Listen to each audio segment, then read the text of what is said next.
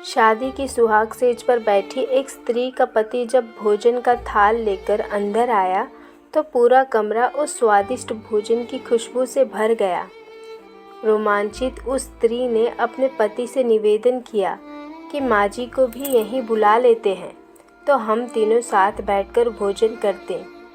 पति ने कहा, छोड़ो उन्हें, वो खाकर सो गई होंगी, आओ हम साथ में भोजन करते हैं प्यार से। उस स्त्री ने पुनः अपने पति से कहा कि नहीं, मैंने उन्हें खाते हुए नहीं देखा है।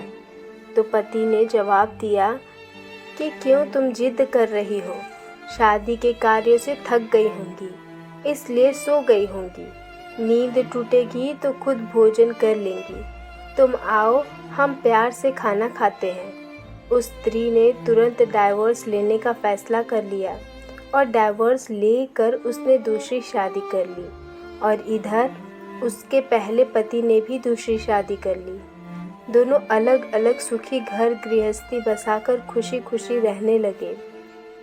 इधर उस स्त्री के 2 बच्चे हुए जो बहुत ही सुशील और आज्ञाकारी थे।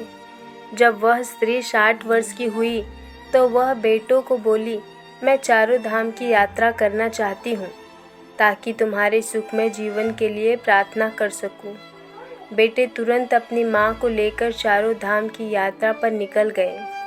एक जगह तीनों माँ बेटे भोजन के लिए रुके और बेटे भोजन परोसकर माँ से खाने की विनती करने लगे। उसी समय उस स्त्री की नज़र सामने एक फटे हाल भूखे और गंदे से एक वृद्ध पुरुष पर पड़ी जो इस स्त्री के भोजन और बेटों की तरफ बहुत ही कातर नज़र से देख रहा था। उस स्त्री को उस पर दया आ गई और बेटों को बोली, जाओ पहले उस वृद्ध को नहलाओ और उसे वस्त्र दो, फिर हम सब मिलकर भोजन करेंगे। बेटे जब उस वृद्ध को नहलाकर कपड़े पहनाकर उसे उस स्त्री के सामने लाए तो वह स्त्री आश्चर्यचकित रह गई।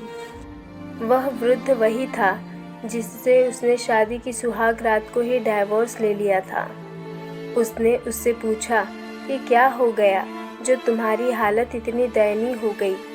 तो उस वृद्ध ने नज़र झुका के कहा कि सब कुछ होते हुए मेरे बच्चे मुझे भोजन नहीं देते थे, मेरा तिरस्कार करते थे, मुझे घर से बाहर निकाल दिया।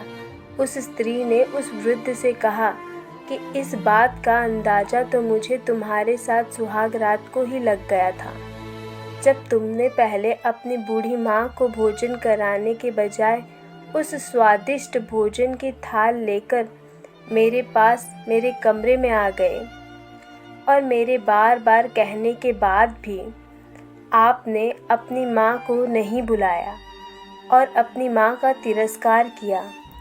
उसी का फल आज आप भोग रहे हैं। तो दोस्तों, ये सच है कि जैसा व्यवहार हम अपने बुजुर्गों के साथ करेंगे उसी को देखकर हमारे बच्चों में भी वही गुण आता है कि शायद यही परंपरा होती है।